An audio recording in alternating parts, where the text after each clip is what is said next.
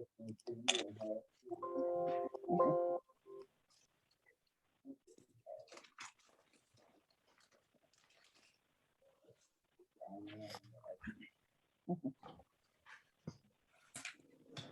everybody. Can you hear me? Yes, we can hear you fine. Okay, great. Alrighty.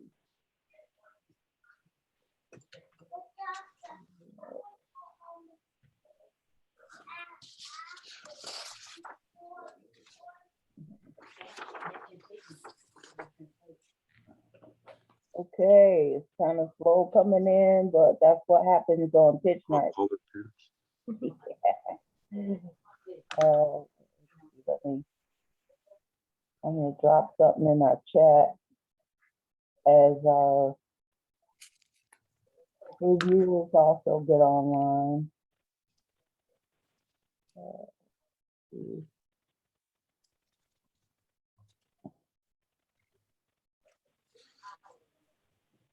Hi, Rhea, I missed you today. Hi. I feel very safe in a room full of police officers. I know. I guess that's a good thing. Yeah, it was a nice event. Good.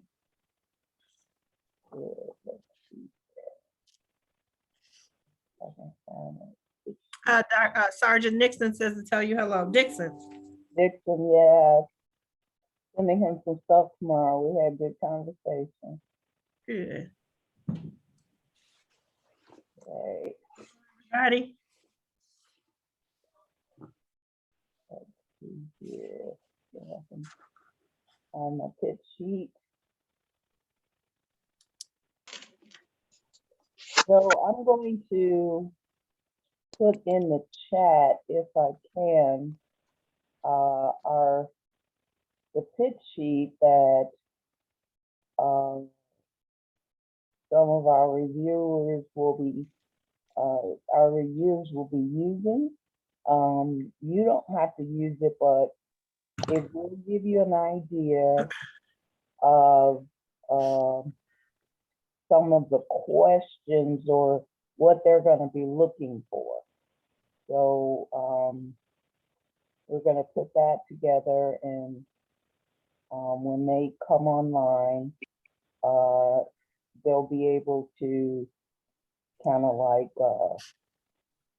score you as you're doing your pitch. So I was trying to see if I could find the sheet to put in the chat, just so that you'll be kind of aware of what they're going to be looking for. Pitch sheet. Let's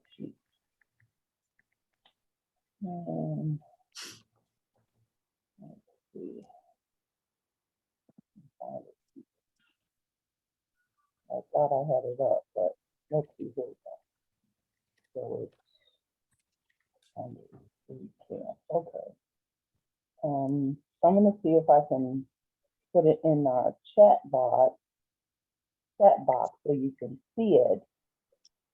So as you're doing your pitch, you'll probably, you'll want to cover some of these points as you're pitching to them. If I can close this out and go to our chat. And that's fine.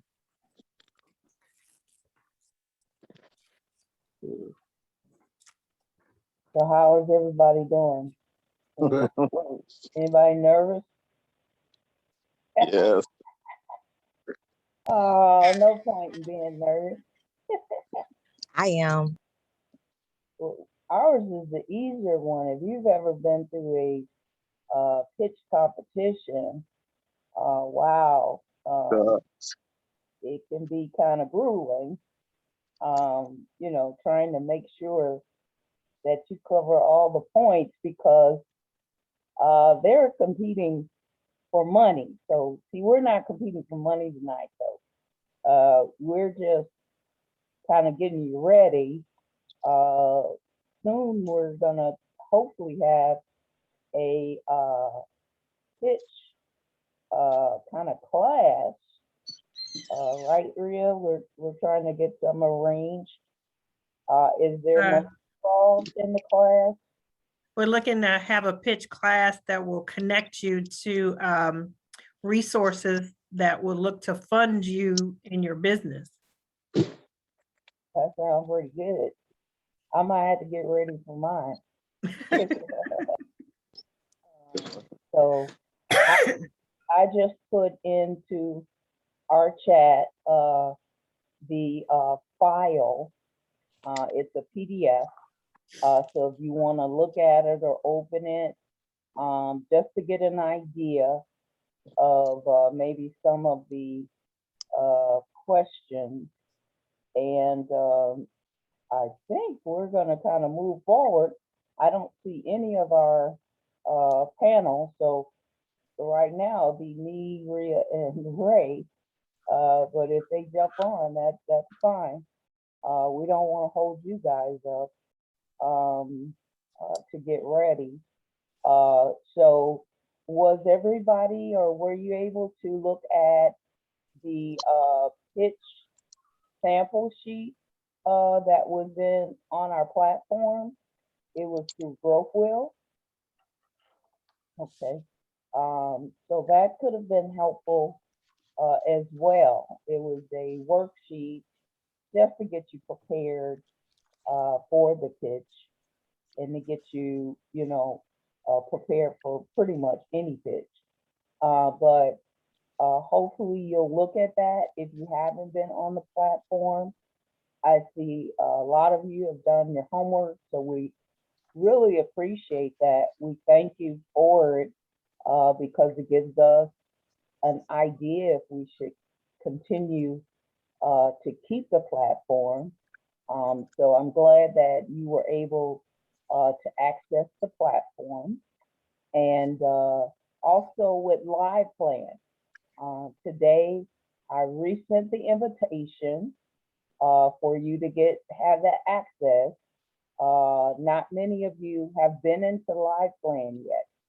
So we want to make sure that you start putting your information in Live Plan so that we can start reviewing Live Plan and your business plan so that we're able to give you comments and ideas and concepts, and that we can do one-on-ones with you as well. And for those that complete at least 50% of their business plan with some financial numbers, we're asking that you go ahead and do that.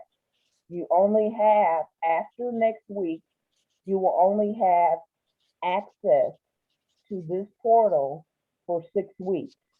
And then it will close down. And if you want to keep working, you'll have to pay for Live Plan access yourself. So we want to make sure that you have this free opportunity to work in Live Plan and get the information in and get the help that we can provide you or the resources. So please take care of that and do that as well. So we appreciate that as well. So tonight is our 5th week. We only have 6. So next week is more recap, survey, get some comments from you about the class itself, your thoughts, if we should change some things or whatever the case may be. We want to get that information from you so that we can enhance the program. As I stated before, we've been doing this since 2017. So we're in 2021, and of course, we're always needing to update things, which we've had done, but please provide information next week for us and give us some positive feedback. So I'm going to use my screen to move around and start to pick individuals. Again, this is, kind of the pitch, information session. We will give you 3 to 5 minutes to share with us. If you look in the chat box, you'll be able to see what our reviewers will be looking at and scoring you on. And then we will have, after each person, opportunity to kind of open up from our reviewers and give you some positive feedback and maybe some, I won't say negative, but just adjustments that you might consider for your business plan as well as your business. So let's get going. And the first person that I have on my screen is Joyce Lynn Martinez. So I don't see her face, but if you can unmute yourself and share with us who you are and your business and what you do, and go forth from there. You'll have 5 minutes. So I have you on the clock going right now. Hi, my name is Joyce Martinez. My business name is Gemstar Holdings. My business is to improve, let's see, everyone's need to play, everyone needs a place to live. So that's why I came up with the business, Gemstar Real Estate Management. We will offer affordable housing for modern, well-kept homes. We strive to bring better living conditions by updating our rental units. We service low-income tenants, Section 8 tenants, and also seniors. By having a well-kept home, this will bring value to our areas and also bring joy to our renters, allowing them to have pride in their community. We plan on getting a contract with Section 8 to help screen and place working families as well as low-income families. Let me see. In order to market, of course, we plan on making flyers, having a Facebook page, and also Instagram to advertise. And we will also, of course, put it in newspapers to also assist with advertising of our business. That's pretty much all I have for now.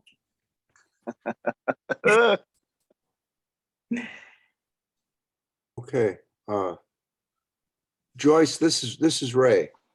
I was interested in your opening with respect to, finding or developing housing, low-cost housing, but housing that is going to be suitable for something that people can live in and be proud of. I think those are great targets. What I was wondering about is are you going to be, investing in real estate to do this? And in other words, you're going to need to buy real estate and either for rental or for other purposes to do this. And what, in terms of the starting point, in other words, are you going to, do you have something in mind in terms of getting something off the ground as it relates to, the first acquisition? And then That's the maybe name. that would, We gonna take over the world. All right, sorry? Byron, you're gonna take over the world, but if you can put your computer on mute right now. Hey, okay. So what I'm trying to get to, Joyce, is I just want to think in terms of where you start from. You need to start with proof of concept in terms of of getting something off the ground, and the first one's going to be, your first acquisition, and so maybe that might be the starting point that you want to consider Okay, to focus your attention on is that first acquisition and what you need to accomplish to make that happen. And then you can I liked your target was good. It's just that you need to make it operational. And Okay. so that's one of the things that resonated with me when I heard you speak. okay. I appreciate your feedback, and yes, that is true. My target is to hopefully get contracts with property owners and manage their properties. And also assist them if the properties needs to be updated to make it more modern. I would like to be able to assist them with getting contractors to get the work done at a reasonable cost. Okay. Okay. Yeah, that's useful. That gives a little more clarity in terms of the pathway you're going to use. Thank you. You're welcome. Okay, any other comments or reviews? Okay, I did have one question and a comment, and that was, have you considered your startup costs, or considered how much is it gonna cost as it relates to your personnel, your supplies, and anything else you need at this point? I have a ballpark number, yes. Okay, and considering that cost, when you actually start the business, will it be feasible enough to also then be sustainable for your business in order to continue on? Yeah, that part, I would definitely have to work on figuring out some numbers. Okay. All right. If no more comments, then we'll move on. Thank I you just very- have just one more thing. I just wanted to get clarity, Joyce, while we haven't talked before. Are you presently a broker, a real estate broker right now?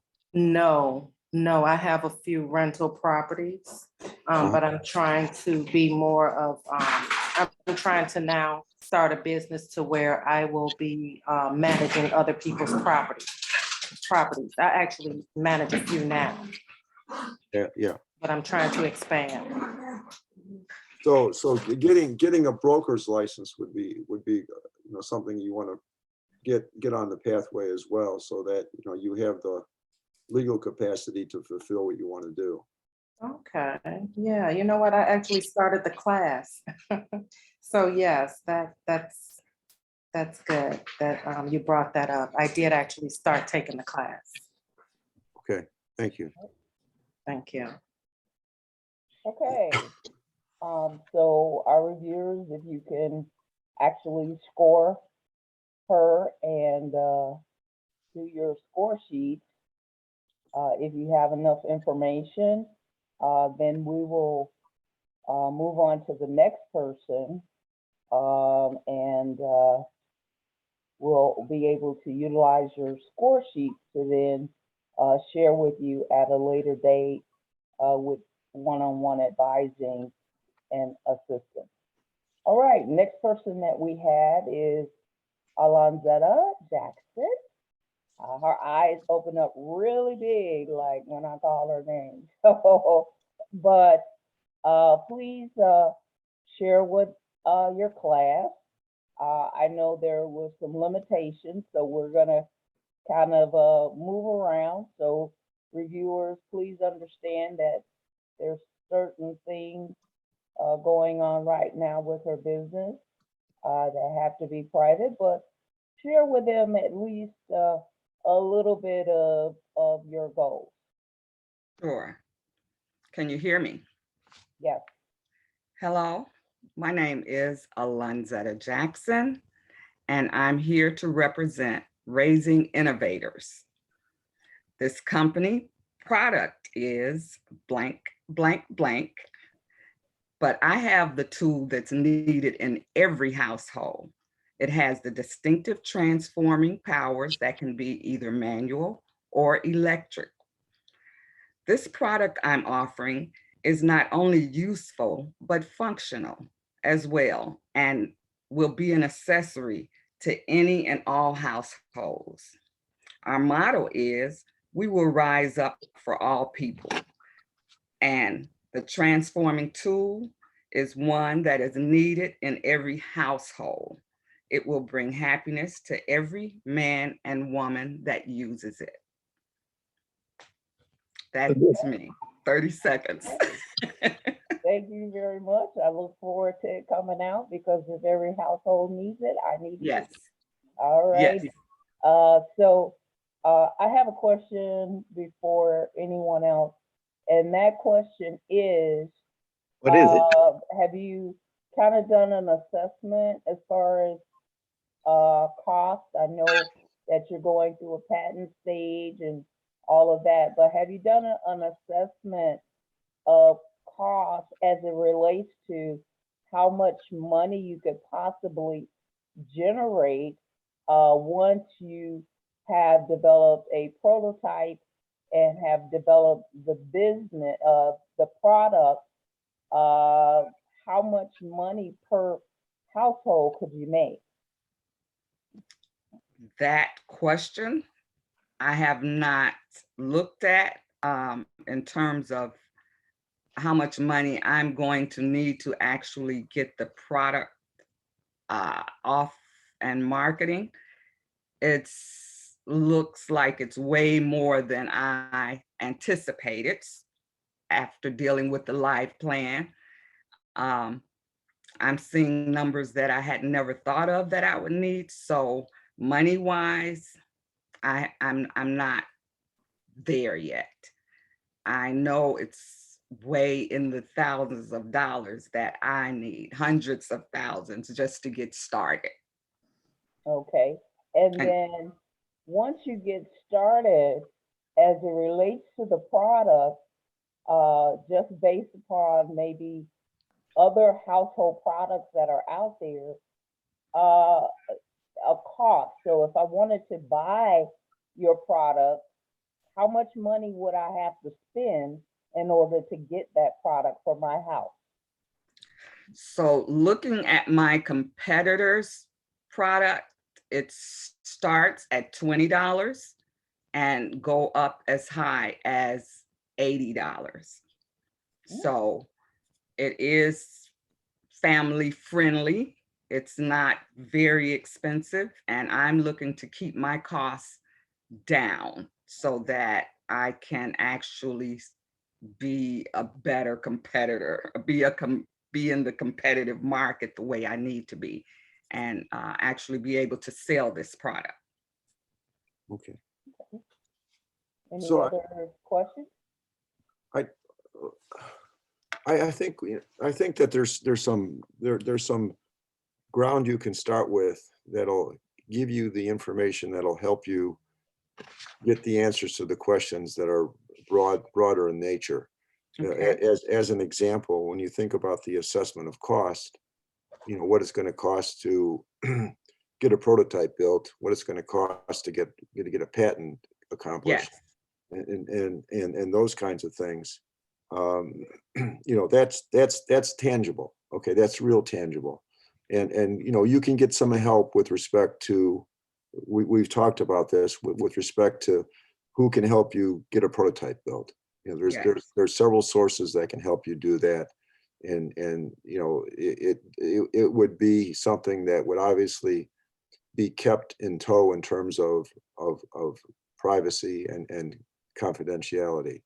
And we'll work on that together to make that happen. The other thing, though, that I'm having a hard time talking today. The other thing that was brought up in terms of the the competition factor that that was just mentioned, that, you know, that's helpful to get an understanding of what it's going to take for your business to be sustainable. As an example, you mentioned that your competition is selling this product anywhere from $20 to $80, okay? And looking at that price point, okay, for those companies, if they're public companies, I don't know if they're multi-product public companies, but you could probably get some insight in terms of what their margins are with respect to that product that they're selling, okay? Because you want to know what their margins are. Not to say that, you know, you're gonna stick to those margins, but you want to know what they are, because it relates to what they're doing and how Okay. it relates to what they're doing. Yes. And it also relates to, you know, the quality of the product, and it relates specifically to how good the product is. Okay. So if they're selling a $20 product that isn't any good, you know, you really don't even want to worry about that margin. That margin is not relevant, but you want to worry about something that's working and understand what that margin is so that you can get an understanding of what it's going to mean to you. All right. Yes. All righty. Rhea just put something in the chat for you guys to look at. Yes. So check out the check. I can't hear you, Rhea. You're on mute. There is a grant that just came across my desk from Verizon that you can register for this digital readiness that they have and apply for a $10,000 grant. And that's the link. What's the grant for again? What's it going to be? That would be a good question, right? Okay, so let you me haven't see if I opened it. You haven't opened it. They're just offering you. They're telling you what the grant dollars are, but they're not giving you the specifics yet. You haven't opened it up yet. I have Yeah. opened it up. I haven't read it extensively. I wanted to put in the link, so that's what the link is. But it's introducing Verizon Small Business Digital Readiness. So it's a program that they have that you can sign up, and they have different classes to help you get digitally ready as a business owner. You can go through training, and as part of signing up for their program to become digitally ready, you get an opportunity to apply for a $10,000 grant. Okay. And I believe the classes are free. Okay. But that link will take you to how to register for the classes and then give you more information about the grant. Okay. That was Horizon, right? Verizon, correct.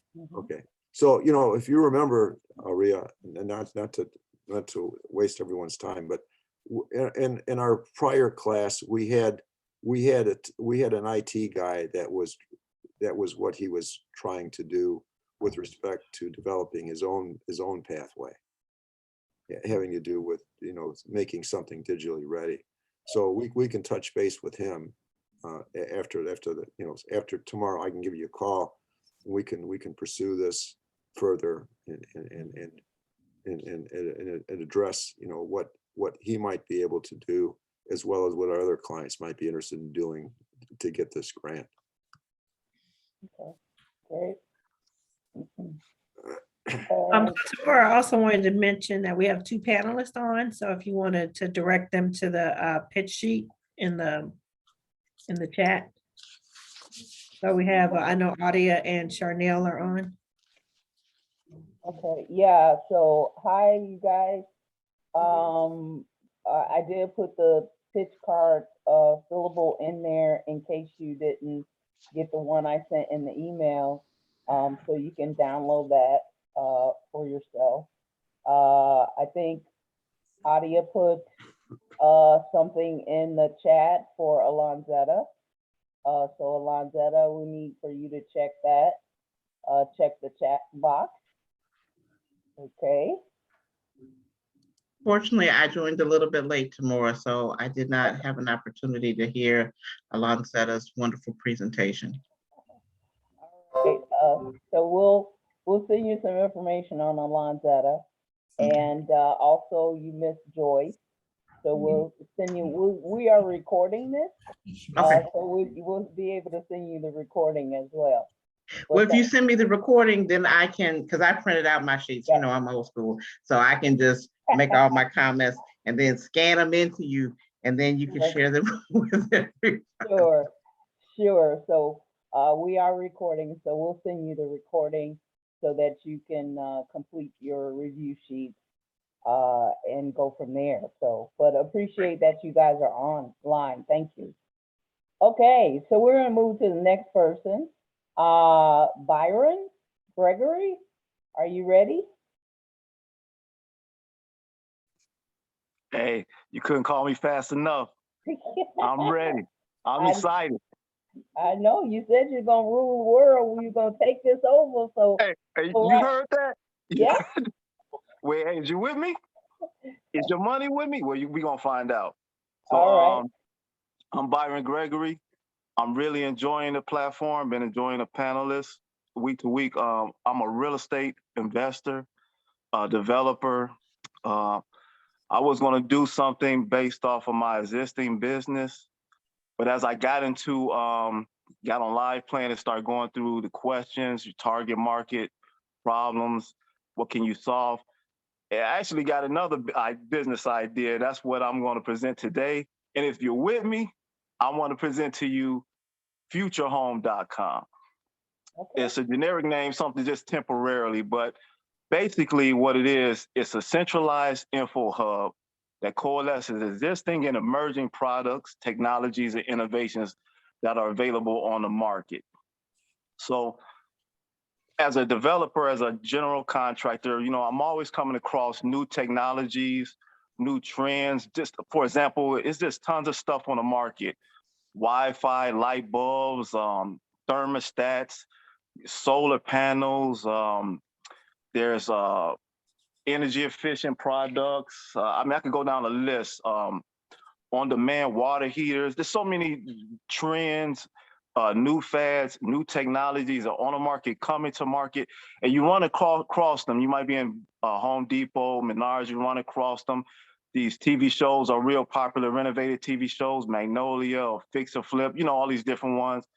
It's the crazy thing right now. And but it's not a place where you can gain all the info on these technologies at one place. So that's where futurehome.com comes in. It's a website.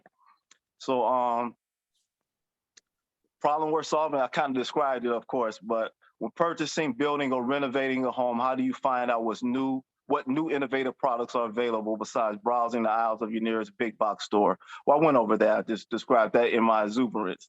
All right.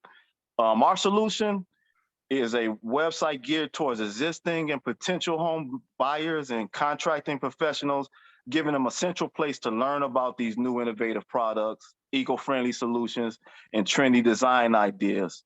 Now, our target market is millennium home buyers. They represent 38% of the marketplace. General contractors like myself, industry tradesmen, renovating homeowners, and the like, okay?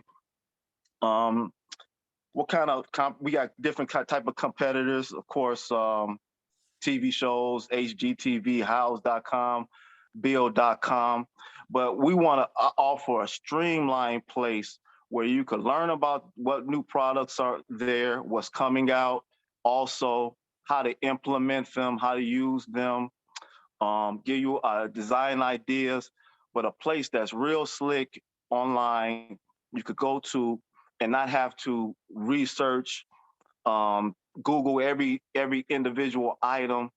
It'd just be a central place that you could get all the resources you're looking for, okay? And it's something that I haven't been able to find, actually. So that's why I'm excited about it. Now, how does this website make money? And that was a question I had. How do websites make money? And then, you know, during my research, our sales channels, we will sell access to tutorial videos. We produce ourselves describing different products. We're revenue streams, I should say. We have affiliate programs. That's website links to other companies' products for commissions when purchased. We'll also do ad advertisements, business ad links that receive fees per click. I told you about the tutorial videos. And in the future, maybe we'll sell physical products as ourselves. That's maybe an expansion in the future. We also do sponsorships. That's a revenue stream as well. Our major cost is, of course, is the website. The initial cost is the website development. Annual cost is website maintenance, sales and marketing, employee payroll. But it's a small kind of homegrown company. It's not something where it has an extensive, large scale employee structure where the cost of maintaining it is really great. We do have some startup funding needed, $70,000. And how do we market? We're going to futurehome.com. We have a continuous social media campaign. That's why I said we're targeting the younger generation, millennial home buyers. Also Generation X, they're the highest income producing home buyer group. So we'll do a social media campaign, of course, targeting our primary market, industry media ads, purchases, retail store promotions, also strategic partnerships with existing companies to generate awareness. That's like when you partner with Home Depot or Kohler or different brands and to do marketing. So I know I'm speaking fast, trying to get it all in my 3 minutes and 5 minutes, and I'm just excited about futurehome.com. And it's a place to get all your needs and all your research done. So come visit us when we're up and running, and I look forward to servicing you. Hey, that's it. Okay. Great, wonderful, great job. Are there any comments from our reviewers? Yeah, this is Rhea. I have some. I'm excited already, boy, just with your enthusiasm. That's right. If I wasn't needing to do anything with my home, I'm gonna try to find something just so I can go onto the site. Futurehome.com, you got it. I just wanted to share a couple things. Great pitch, great enthusiasm. I'm really looking forward to it. From a revenue stream, you can have a subscription-based website. Okay. That gives basic information for free. And then for more detailed information, you can have subscriptions. And you don't have to have that at a high price. What you can look at is making it inexpensive, and you just want to look at making a large volume. So that makes it attractive for somebody to use. And then that subscription piece could be where your training takes place. You can have some snippets on the basic, but then if they want to know more, that's the subscription. That's great. Get Great more. idea. The other thing you talked about is partnerships and strategic relationships with companies like Home Depot. So that's where they buy ads. You know, when you go into Google and you see, so those companies can buy ads and do advertising, and Google will help you set that up. You can do that on the website, and so that can help fund the website, because if they want their ad to appear with a high priority, it costs more money. Correct. That's right. Just wanted to share that with you, but I'm excited. I'm ready. That's right. We're gonna do this. Yeah. And then when Alainzetta gets done, she'll be able to sell her product online too. Hey, Greater Englewood. We all in this together. Wonderful. Any other comments, thoughts from our reviewer? Ray, you got something? Yeah, I have just a few comments for Brian. I appreciate your enthusiasm. You know, this is a daunting approach that you're taking with a lot of different movable parts, and so you got to keep that in mind and try not to get lost in all of the different pathways that you're trying to capture. Okay. I was thinking of as you were talking, I was thinking, well, how can this be simplified so that it'll enable you to focus on getting something operational that can start generating revenue, and then you can explore it further, or let's say explode it further with respect to these other pathways that you talked about. Right down the road, yes. Yeah, so I was thinking that, as Rhea mentioned, in terms of the subscription factor, I was thinking about, in terms of something that would be helpful to a potential customer might be that, well, I have a question about this thing, okay? Mhm. And you could say, okay, well, look, we can look into that. We will give you some help about this. But Mhm.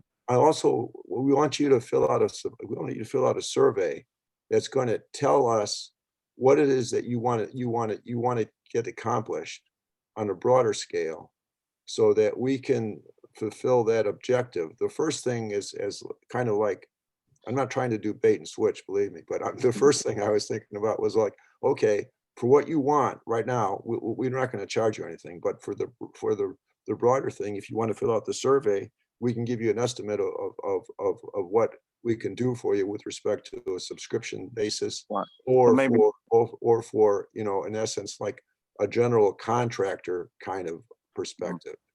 You might even have different types of subscriptions, like, or different tiers even. Yeah, but I think this whole thing about having the customer relate to you what it is they're trying to get accomplished, okay? Because Mhm. in other words, they might try to get something. People won't know what they want to get accomplished, okay? They don't necessarily know what it is though, or what needs to be done to achieve it, okay? Mhm. So that's where the real help comes about. It's not just giving them what you think they want. You want to give them and exceed their expectations as to what they're trying to get done. So like more of a personalized interaction with these customers Right. through the subscription service. Yeah, so Byron, just not to belabor, I think that's a great idea. And also, look in the chat, Audia put some good information in there about Home Depot and their supplier diversity program. Mhm. So definitely take a look at that. One of the Okay. things you want to be careful from standpoint from a technology and the website is overburdening yourself. So what you want to look at when you're starting out is do like frequently asked questions. I would not recommend starting out necessarily with something that's dependent on you having to answer someone's questions. Okay. Because that's going to take a resource from you. Because that, then people will start to get used to, hey, because once you don't respond in a timely fashion, they're gonna leave. So That's true. So start out, with you can kind of figure out what the typical questions and answers are in different categories and put out those fact sheets for them. Okay. Great Okay. idea. Thank you. Yeah, it started like that, but don't try to do a lot of real-time response right now. As you that could be a special, that could be something that's a specialized project, and then you get to scope out what that work is. Okay. Yeah. Sounds good. Wonderful. Darnell, you got a comment? Well, Rhea stole all the answers that I had written down on my score sheet. I don't appreciate that, Rhea, because I don't have much thunder left. But your enthusiasm, Byron, if I didn't know better, I would swear you were sitting there drinking Pepsis and eating cupcakes because you were on which like, I'd rather have people too excited than people not excited enough to make me feel like, and you want me to, so I appreciate that enthusiasm.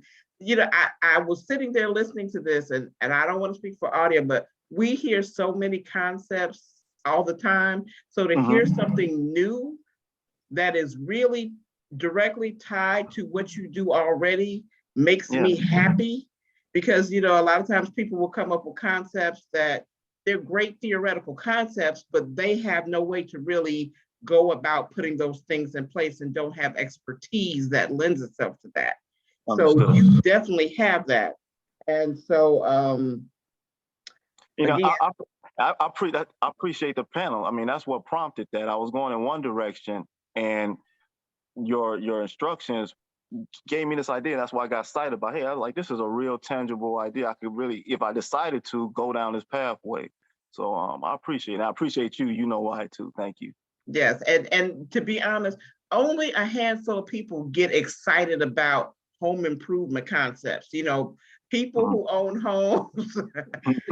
I my husband, I'm looking around my kitchen right now. I'm like, ooh, I can think of like a list of things. I'm There, gonna be there you like, go, exactly. you know, if this was already up and running, I would be like, you know, going down the list of things. So it's something that I love to see, things that I would spend my money and my time and my energy on. And what Yeah. your concept is something definitely I feel like has definite appeal for homeowners. And Audie over there waving like she loves home improvement projects. It's like, Me too. I'm sorry, that's not something I get excited when they're done, so I can move on to the next thing, but usually not something that kind of brings a whole level of enthusiasm. But you know, your enthusiasm is contagious, obviously. So I think you're on the right path for sure.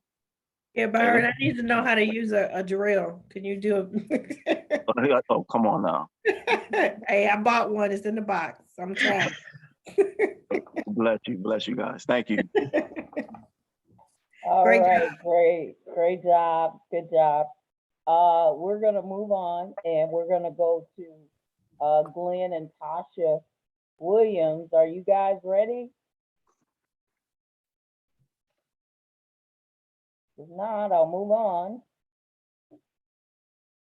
Glenn, Tasha?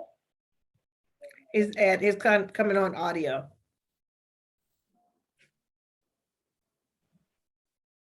All Yeah. right. Hello, Hello. can you hear me? Yes, we can. Okay, all right. How you doing? My name is Glenn Williams. The name of my company is Parkside Investment Solutions, LLC. And we are looking to focus on real estate assets. The model would be buy and hold and fix and flip. Of course, I mean, most people know real estate has generated more millionaires than any other asset or any other vehicle since investment been going on.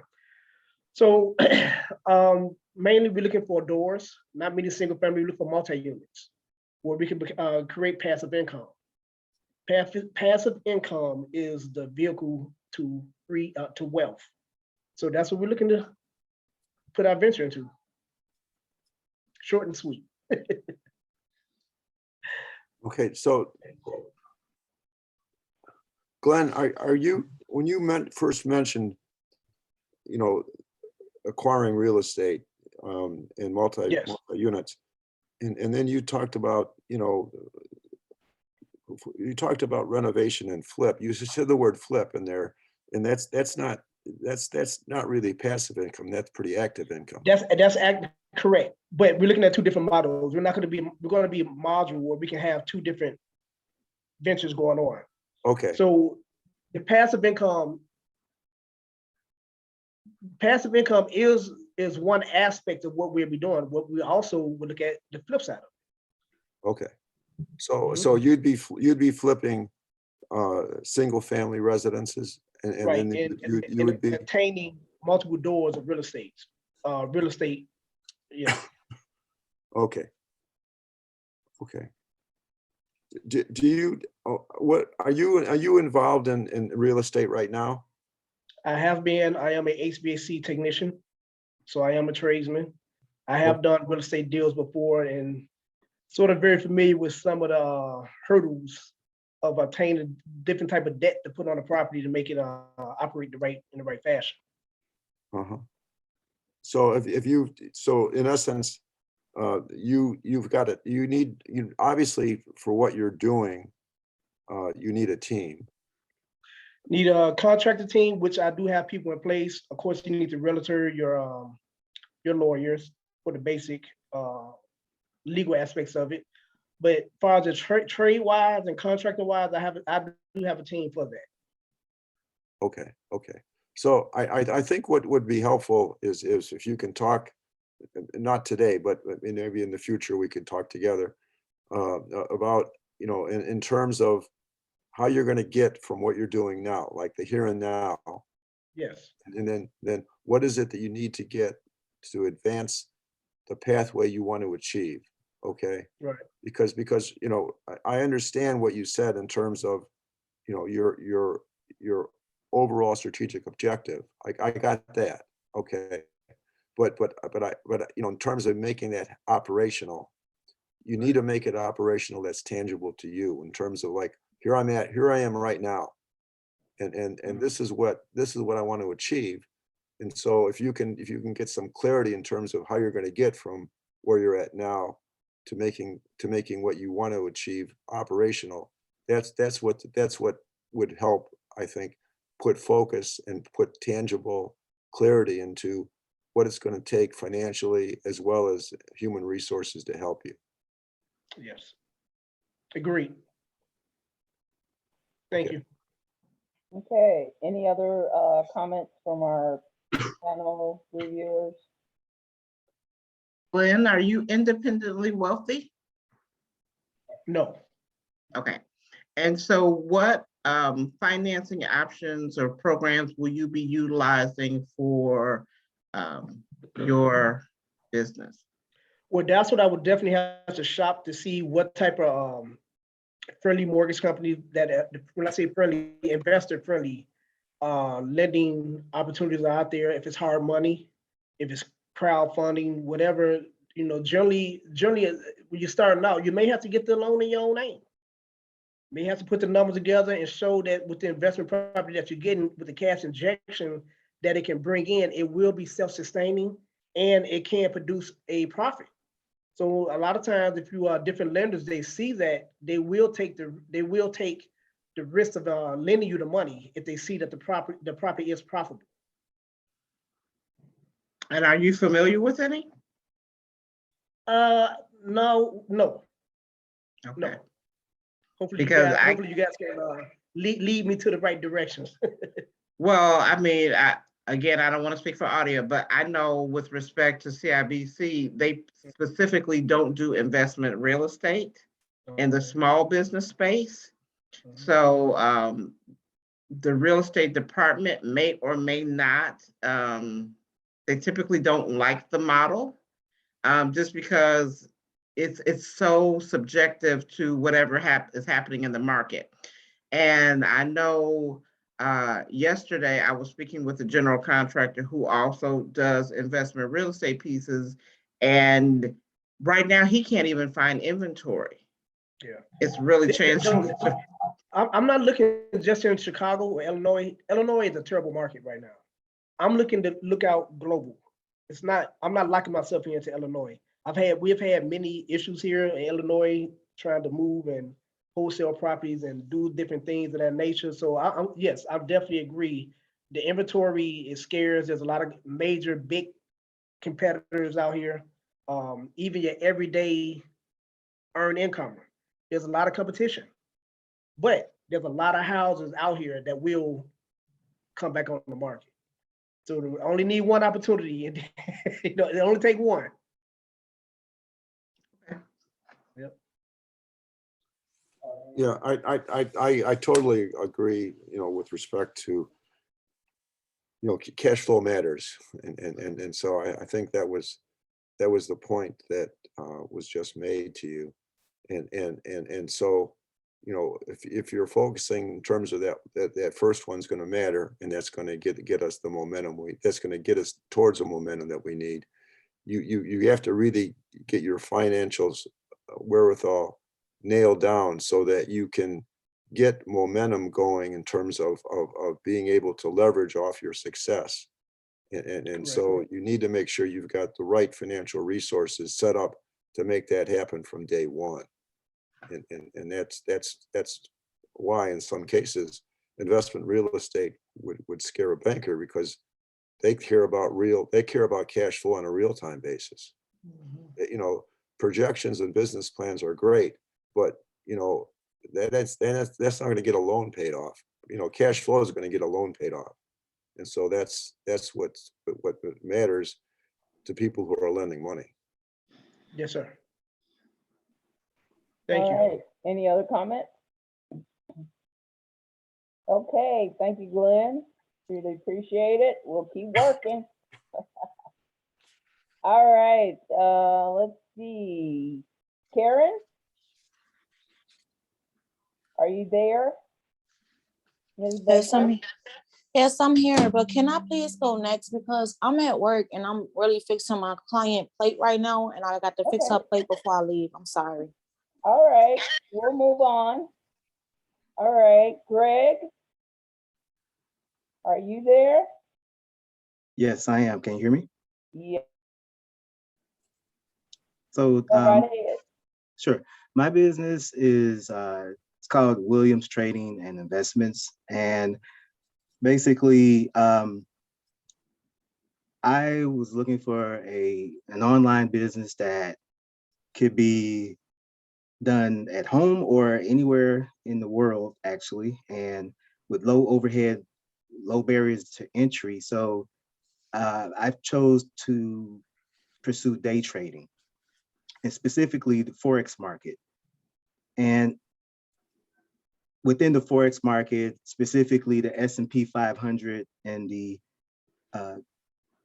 British pound and Japanese yen markets. So that's, I kind of had to tailor this a little bit differently because I'm not going outward. This is more inward as far as who I'm trying to pursue, because I did not want the pressure of having to sell myself to anybody. I didn't want to go looking for funding and things of that nature, which is why I chose the business that I'm doing. So that kind of runs counter to some of the things that we've been looking at over the past few weeks, but it does have, it does solve a problem or a need. It was for me the need for that online business. And some aspects of this business, they say like trading is 90% psychological, 10% technical. And I have really found out to be true. So every trader has a trading plan, and that really is my business plan. You know, when do you enter the markets? You know, first you choose the markets, when do you enter, when do you exit, and how do you manage your risk? And all of those things are laid out in the trading plan that I do have, but I did not write it out in the live plan product, but I can speak to it if I need to. So, and I'm kind of going off the scorecard right now. The competition, you're in direct competition with major banks, hedge funds, and other independent traders across the world. So that's the direct competition, but your biggest competitor is actually yourself. And that's the part where the psychological part of trading comes in, where how you manage the emotions behind your money being at stake. And that is probably bigger than even which particular trading plan you decide to follow, because to be honest, almost all of them can be successful. It really depends on how you're able to manage your emotions and your risk. And my plan is dealing with what's called supply and demand, which is a type of trading that kind of follows the footsteps that the bigger institutions leave in the markets. And from studying charts and some of the many courses that I've taken, you can begin to see when banks are making a buy, when they're making a sell, and you kind of just hop along and go with that trend and get your profits. There's risks that you can manage. For me, my risk per trade, I usually do 1% to 2% of my trading capital. And if I have more than, I'll only put in 3 trades a day. And if I lose more than twice, I'll stop it. You know, you turn the computer off and go do something else. So as far as advisors, I do have access to many peers that have been more successful than me through Telegram groups that I am in contact with, and that every day we check in the morning, and concepts and things are exchanged in that medium. As far as the key expenses and efforts, like I said, one of the reasons I did choose this is because it is a very, very low barriers to entry. So the equipment that's needed as far as a computer, high speed internet. I don't pay for any data feeds that some people do need to do, but I have not needed that. So I don't really have any other expenses that I wouldn't already incur. Like I would have a laptop. I would already have high-speed internet. So those aren't any expenses outside of what I would have just in my home normally. And prior to financials, the startup budget, let's see. So revenue, the goal is to have between 3 to 5% increase monthly, which is very doable in this market, but you have to be skilled, and it's not, and it takes time. So that's where I am now, trying to, right now I'm at about 1 to 2% and trying not to lose it. So it's almost like a seesaw, but as you get better and as you get better in tune with your emotions, and you review your journal to kind of see why and when and how things are happening for the good and the bad, and begin tweaking your approach, that's how you begin to make those gains that would be considered successful in this industry. So I'm doing this because I have a 3-year plan. In 3 years, I'd be able to retire from my 9-to-5 job. And so I'm doing this part-time right now, going through the stages of figuring out which style of trading, which time frame, which markets seem suitable to my makeup. And that's been my discovery process for the past like 6 months. And I expect by the beginning of the new year to really begin to be able to hit 2 to 3% per month on trading capital that I have in risk, as I begin to establish my plan. Like I said, I really have 3 years before I'm walking away from my current 9-to-5 job, but this is something I will plan to pursue upon retirement from that position. So I'm trying to see if there's any other points that I did not make. I think that's it, but I definitely would like to hear any feedback you guys have. Okay, any feedback, any thoughts? Well, Greg,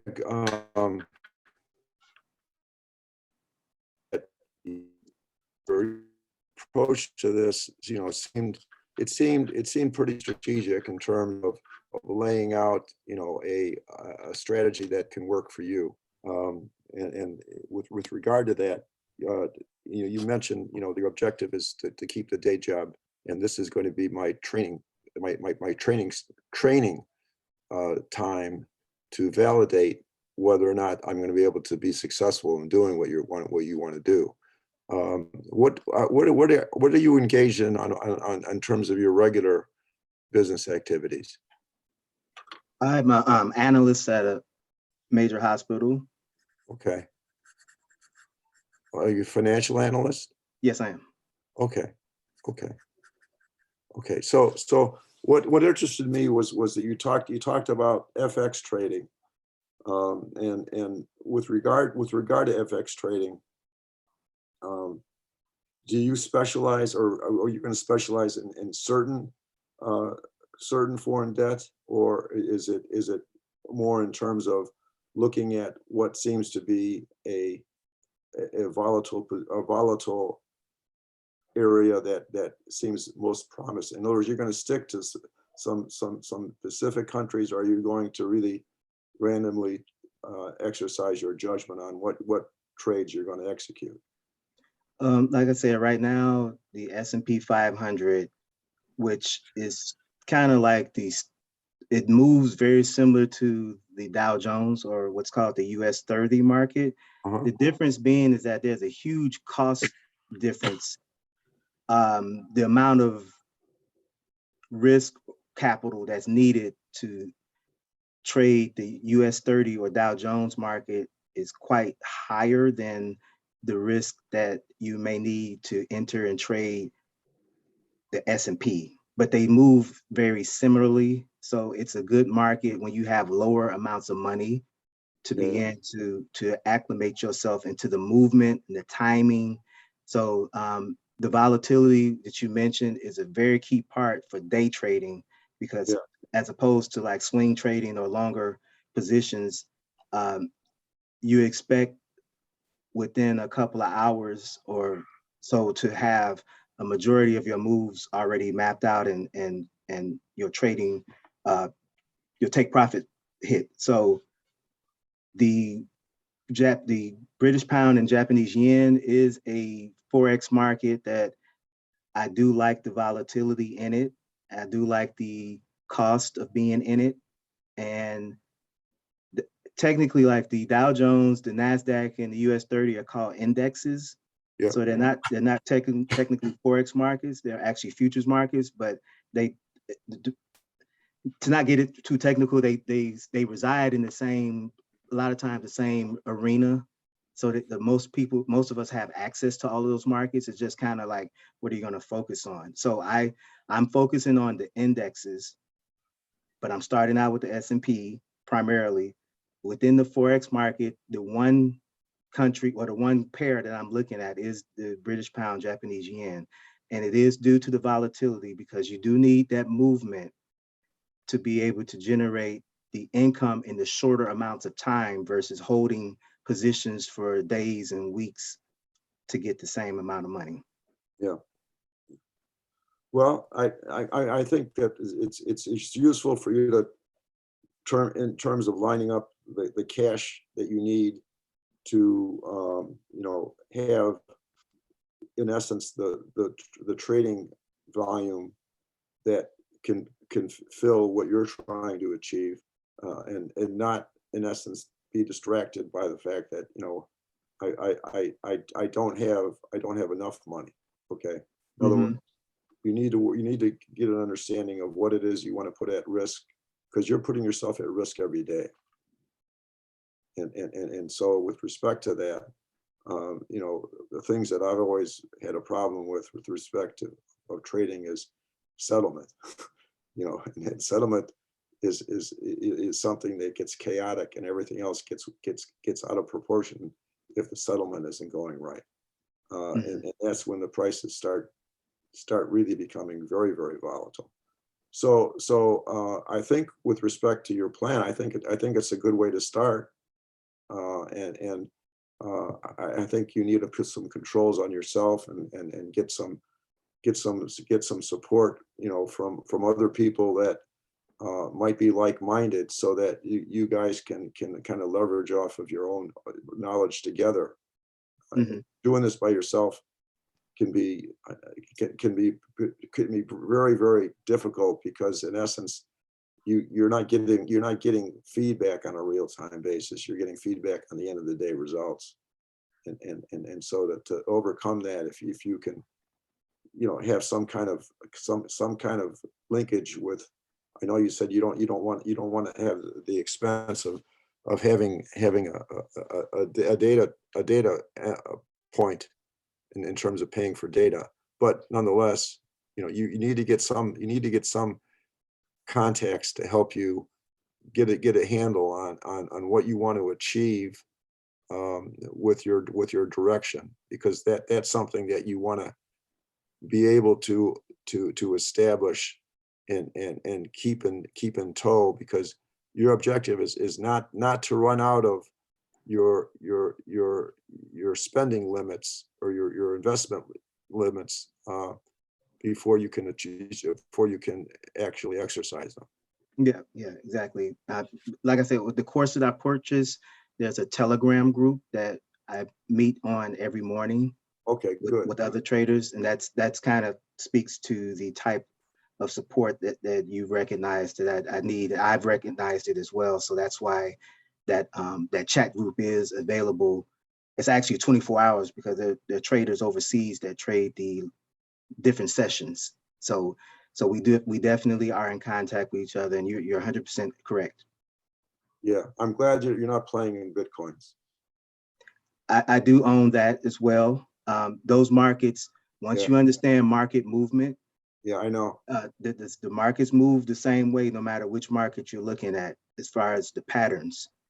Yeah. So there's definitely And Glenn is my brother. Like we had a successful real estate business as well, and so we understand. You have to have a measure of risk, and that's why this business you only use capital that you're willing to walk away from and totally lose.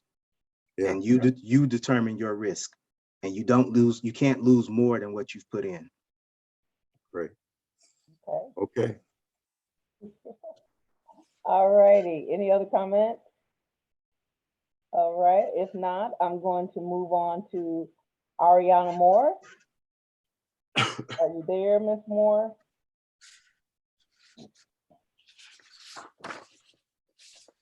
Okay. If you're not there, I will move to Victoria Jones Williams.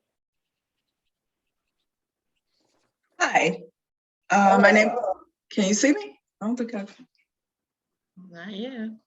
not yet. I'm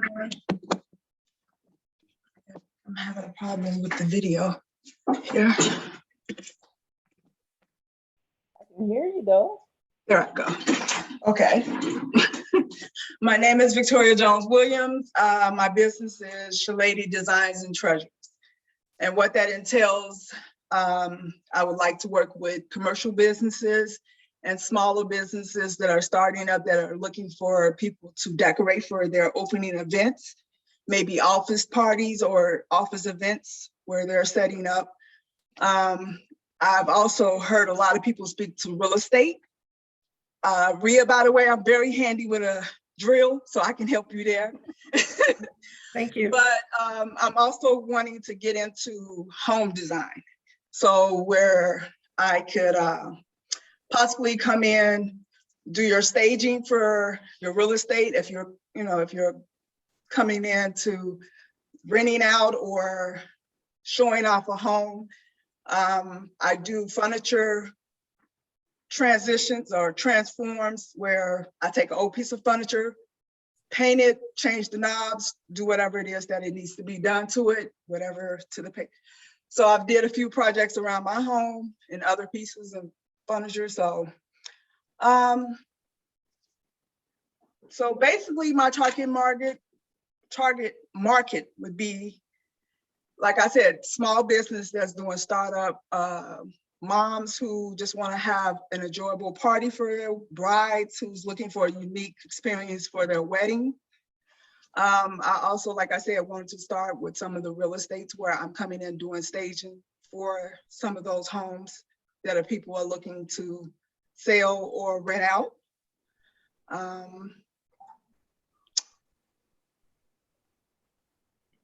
Right now it's just me. I'm looking to add people at some point, but I'm looking to first establish a more social media presence where I can get to more people.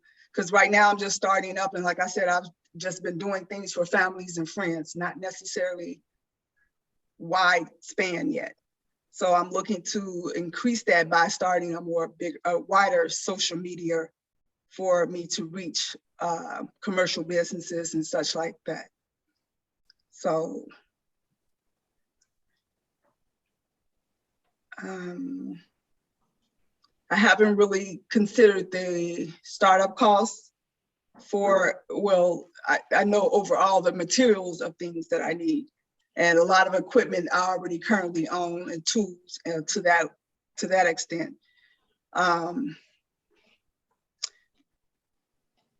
guess that's really it for right now. I'm looking, like I said, to really just expand into just a bigger market of what I do currently. Okay, Victoria, thank you very much. Any comments or thoughts about her business?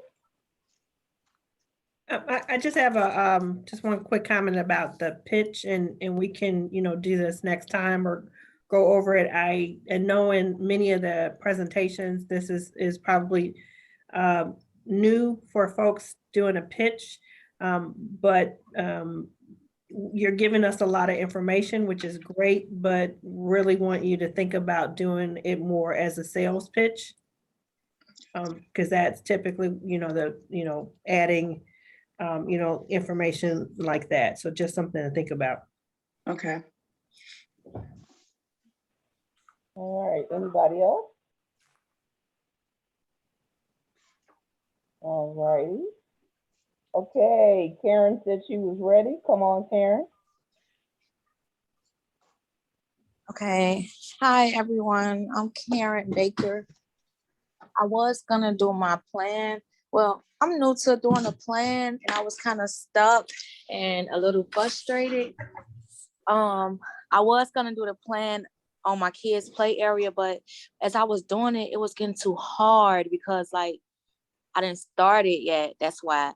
But I got a kids, I sell kids clothing. So I did a plan up on my kids' clothing.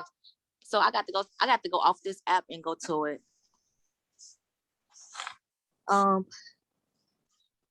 my executive summary, my company, Jamaica Collaboration, is a startup retail establishment. It's for like fashion, clothing, for mom. It's basically like for children and women, basically. That's my target. So like, we don't have many clothing stores that's for boys and like for children. Like they got like basic stuff, like not fashion, especially Chicago. So my kids' clothing store, like it's gonna be a good cause. I'm sorry, y'all. My market analysis, the total sales reported in the U.S. retail industry beginning in 2021, including food service and automotive, exceeded 515 trillion. There are more than 97 million women and children. We initially seek customers locally, but will increase our reach as we build our brand and secure our image. My strategy and implementation is Jamaica Collaboration recognizes the importance of marketing, and to that end, we plan to promote our retail business with an ambitious targeted marketing campaign, which will include a grand opening event, local media coverage, of print advertising, and a direct mail campaign. Our goal is to keep our marketing budget to no more than 5% of our gross annual sales. We will partner with local organizations. The management, it wasn't on our pitch name, but I still had it up on my plan. I just put Jermaine and Jerry Jr. are the co-owners and co-manager of Jermaine Collaboration.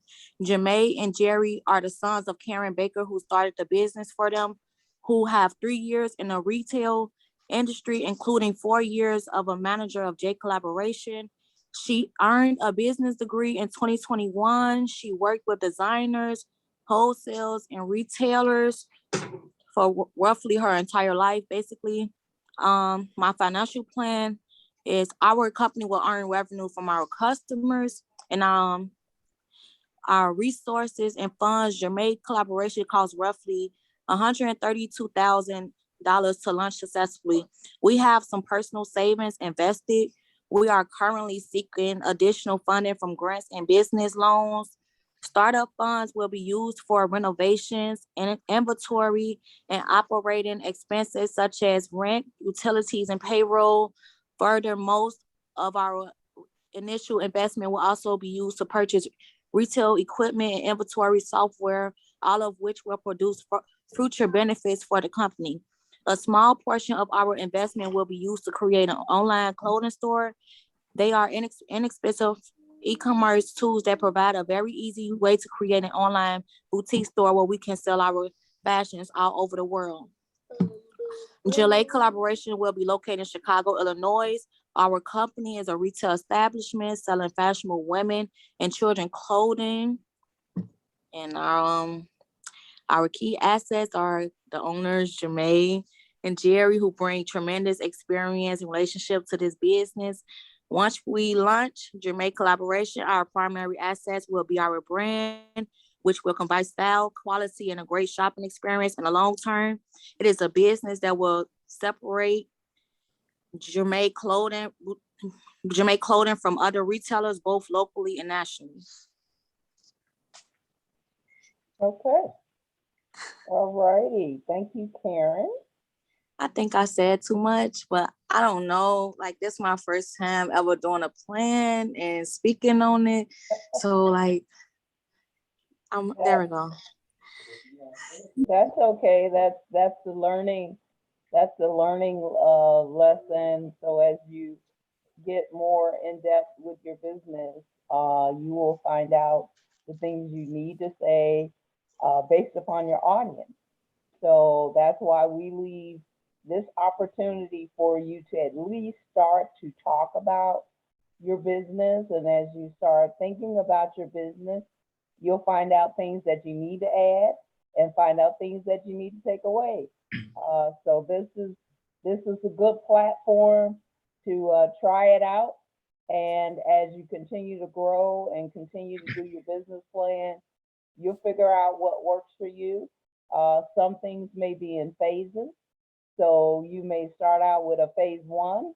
And as you see the success of phase 1, you'll move to phase 2 and phase 3 and so forth. But you got to step out there first and start to move forward so that you can see where you need to grow and see what you need to do. So we appreciate you and thank you very much. Any other comments or thoughts? Yeah, this is Rhea. Karen, that was good. That was a good start. So what you want to do is, and that's great. Like Tamora said, the first thing you want to do is just put yourself out there. So now that hard part is gone. So you can breathe a sigh of relief. So what you want to now is take the information that you were reading to us and get a mirror and get in front of the mirror and start to talk into the mirror and turn those paragraphs into bullet points. So you want to bring out the key points as opposed to, I want you to talk to me as opposed to read to me. So what you have to do is take the information that you have and internalize it. And what we call it is make it part of your DNA so that if somebody met you on the elevator, you could tell it to them right there. You wouldn't have to think about it. You wouldn't have to read it. And that just comes with practice. That comes with, what do I want to say? How do I want to think of that, I got this billionaire in the elevator and I only got him for a minute. I only got him to the next floor. What is my tagline that's going to make him push that button to go up another floor or stop and say, hey, I want to talk to you. But it was a great start. Thank you. All righty.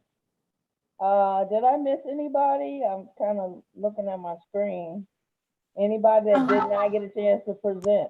Wait, I had a comment from what Rhea said. Okay, I understand you. I know that it's supposed to be towards me, but I did that on purposely. Like I don't like attention, so I put the spotlight on them, on my children for a reason. So I didn't do it on accident. No, and that was great. No, I'm saying is putting the spotlight on your kids. That was great. I got that.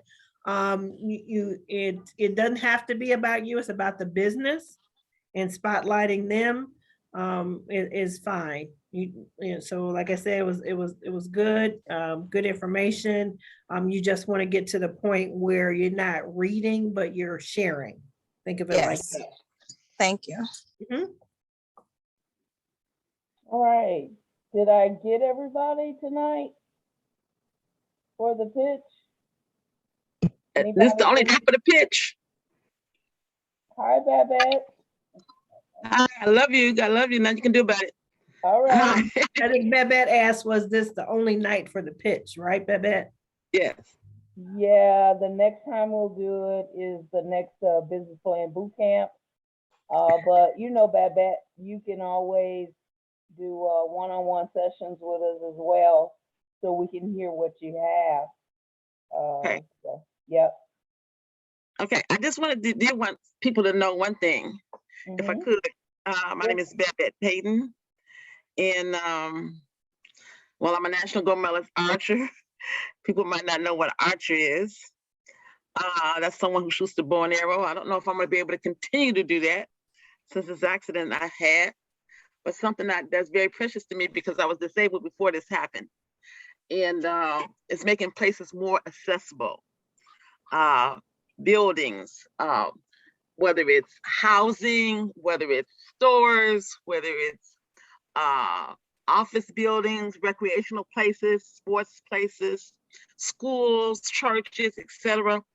And when I say that first, I'm talking about wheelchair accessibility because that's where it hits me most, but also in terms of audio and visual and things that people have to deal with. In an instant, someone could become disabled. Bullets are flying everywhere in Chicago, as we know that crime is up, and even little 1-month-old babies get hurt. Car crashes, people having heart attacks and running into people, and from a moment they could end up, in a wheelchair. And I know most people haven't stopped to think about when you go into a bathroom, a public bathroom, how many stalls are wheelchair accessible? Imagine if you were in a wheelchair and you couldn't use the toilet. Excuse me. I'm just saying that, whether you're going in a government building or you had to go up to another floor and there's only stairs. So I'm really concerned about making sure that not only me, but a lot of other people have access to facilities, toys, in terms of kids and stuff that deal with that. And I had been trying to figure out a way to do a feasibility survey, but the more I thought about it, the less I wanted to do it in the way I was thinking about doing it, because there's no benefit if you're not having any problems in terms of people challenging you. For example, I've looked at 150 something apartments in Chicago, downtown, near north and near south.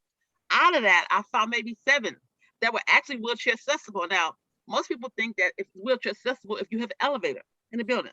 So it's wheelchair accessible. You can get into the apartment, yes. But if I can't get my wheelchair into that bathroom, if I can't get in front of the refrigerator, nice, they have these nice little bars. What do you call these? Breakfast bars. But if you're in a wheelchair, in most cases like me in a power wheelchair, I have to get out and I have to open the door, and then I'm behind the door. Well, I can't do that with most of these places. So in Chicago, although the ADA Act was in 1990, 30 years later, we still don't have accessibility.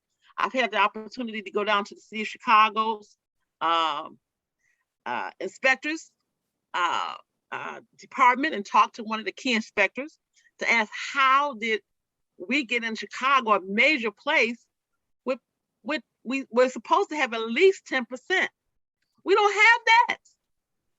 We don't have that. And these are buildings and people that send stuff to people and they say, oh, this wheelchair accessibility. They don't really know what wheelchair accessibility is. They think that it's the elevator. So I'm not going to knock on anybody. I'm just going to offer some opportunities for looking at solutions and trying to make it chic for people who want to have their places really wheelchair accessible, to see if we can get government, like they do the facade rebates, to do some facade rebates sharing for people making their places retail wheelchair accessible. And also in terms of, people do things sometimes when they get spotlighted, when they get, an opportunity. So we want to do an event once a year. There's something like the, what are those, not the Emmys, but Academy Awards for accessibility. Now, when you got to say, okay, you can come in my place, you can go to the bathroom here, you can go to the bedrooms here, you can do whatever you want here, and we pass the test. And everywhere you have a Better Business Bureau sticker that says that this business is certified to reach such and such, or is a JP Powers Award, we want to develop some type of award that has a sticker that goes with ours, that if you go to this place, you ain't gonna worry about getting in. You're not gonna have to worry about if you can hear. You're not gonna have to worry about if you can't see, but you can still participate in something. And trying to start, find a place to start. We decided to start now with people that are already disabled. Because if you just start with the people that we need to target, and it is not that much interest. Now, the people who really make the difference are your architects, your contractors, and your inspectors. But they don't do it unless there's a public demand. So we got to make it kind of sexy. We got to start with something that's going to spotlight those that have already done it, come up with some situations from real life that we can put into some dramatizations. And with the UN, they have a day from November the 30th to December the 3rd, where they highlight people with disabilities around the world. So we don't want to just do it so it's local. We want to do it so it becomes global. Then it becomes chic when things are global. So I think that that's really where we want to start. We want to have a radio show, highlighting those people, organizations that are doing the right thing, making it sexy. 2, products, affiliate products. 3, hitting places like you currently have, like sports arenas. You currently have recreational events, etc., where they even need wheelchair accessible lifts, portable potties, in parks and schools that needs to be retrofit. We want to be able to do some of that and make sure that whenever you're thinking about something, maybe even getting Congress to go back and take a look at the ADA. Now, I happen to be part of the consulting team when the ADA, people are really just listen now. I want to give it a 4-1. I'm 23 and holding. Okay, I got to tell you that first. Now I can tell you back in 1990, when they had the ADA Act, I was part of a consulting team that worked with the Department of Justice to help to develop training programs for contractors. At that point in time, I wasn't in a wheelchair. However, I owned the elevator company. I was the first minority and female in the world that designed, build, install, repair, maintain, modernize, inspected elevators, escalators, dumbwaiters, moving sidewalks, especially lifts for the military.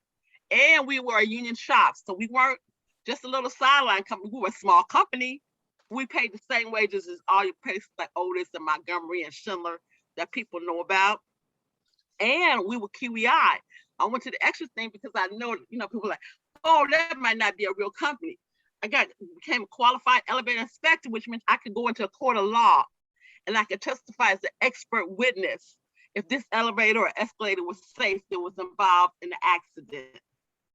So people, when you're thinking about real estate, to buy places, if you want to make your place very rentable, there are a lot of people with in wheelchairs that can't find places to live.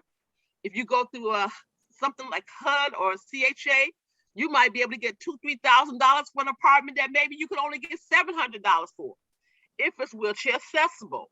So think about those are ways that you can make money and you can help people solve problems. I think right now I need to stop because we're going on, and talk about money to do that, because of the fact that we're going to start from a standpoint of not trying to be a big scenario. Would be mostly consulting to start off with. We can use technology, and if people pay for that, and we can have a board of frequently asked questions. We can also then, if we want to test it, we can send people in wheelchairs into your place to be sure you're not gonna lie. I'm sorry. You won't say, yeah, it's done. They can get there and see what is done. You can contact me at 312-774-4375. Hey, Babette, this is Rhea. If you want me to, I'll be happy to share your information with the group. All right. And I love you. God loves you. Nothing you can do about it. Thank you. Thank you, Babette. Thank you, Rhea. Love you. Oh, by the way, guys, Babette is a gold medal archer who shoots a bow and arrow with her teeth. Oh, wow. Yeah, she's going to the next Olympics, so we'll talk about that later. Yeah, yeah. I love you. Thank you. Love you. Yeah. So I just wanted to say, oh, I'm sorry. That's okay. I just wanted to say I came in a little late to the boot camp and was so geeked to really dig in, but timing is everything. And so inadvertently, many things have happened from the time I started till now. I wasn't ready to present and I won't be able to present, but I'm definitely interested.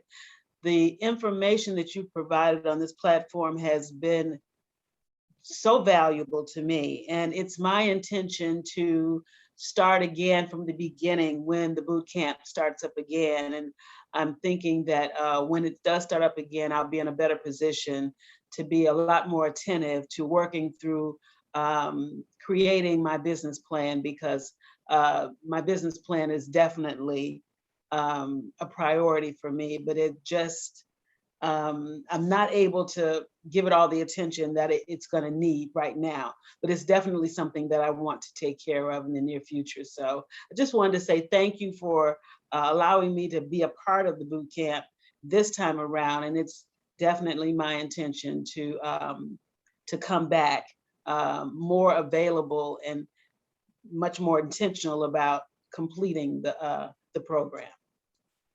Okay, great. And I'm glad to hear that. We've had past students, they've been on 3 or 4 times. So we do not reject anyone because life happens.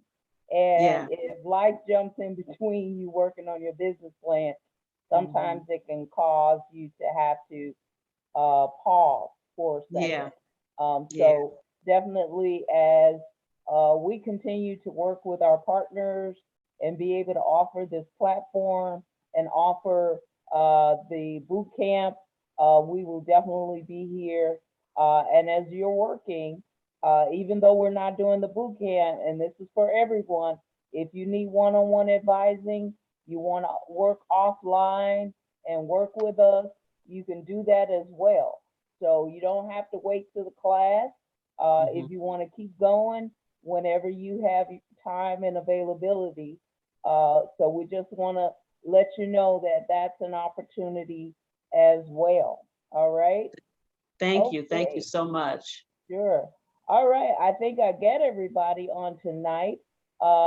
Charnel and Adia, are there any things you want to say before we end? Some of you don't know, but Charnel is the money lady. So, you know, so hey, as you're pitching, she's giving you some good advice. She was on last week, but definitely we want you to make sure that you adhere to the advice of our professionals so that you can be successful. Charnel, any comments? Well, the most important thing is I don't act like it's my money. You know how there are those people who, when you apply for a loan, they act like they're literally going to take the money out of their pocket and give it to you. I'm not one of those people.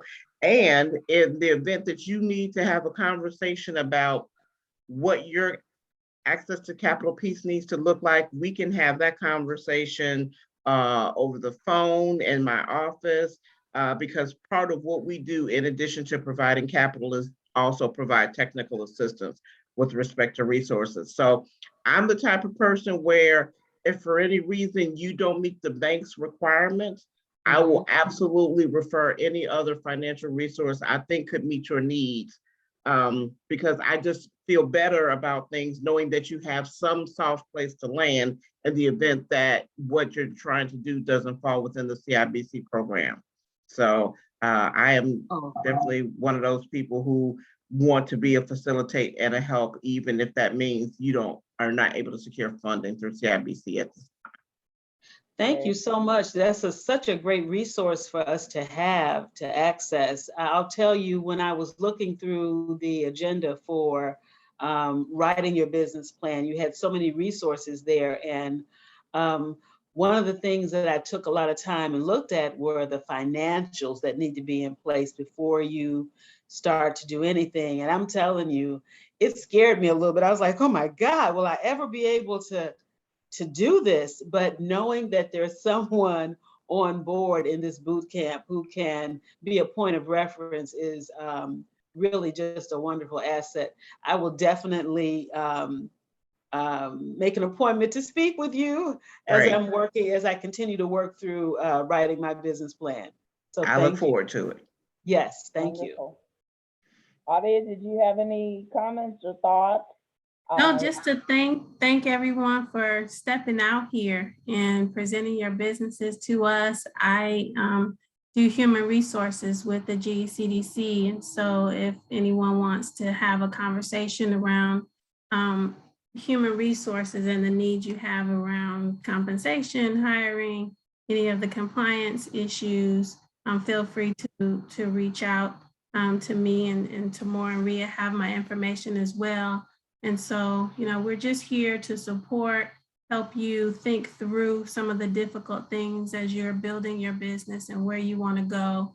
And so we're just here to support you and help where we can to ensure that you're setting up things the best way that you can. So. All righty, great. So we're gonna end the call tonight unless there's some other comments or thoughts. This was week 5. Next week is week 6. So we'll be wrapping things up. As I stated, we want you to start working in your live plan. You will have that to do your business plan. You'll have that access for 6 more weeks after we finish next week. So you can start building that. Ray had to jump offline tonight. So we're gonna go ahead and close out so that you guys can have dinner or dessert or whatever the case may be. We appreciate you again. And this is being recorded. So we'll shoot out the recording either on the platform or send you an email so that you can recap everything, just in case you missed something. We appreciate you for tonight and we'll see you next week. Love you. God bless you. Thank you. Bye, everyone. Bye-bye. Good one. See ya. Bye. Thank you. Thank you. God bless. Bye-bye. Bye.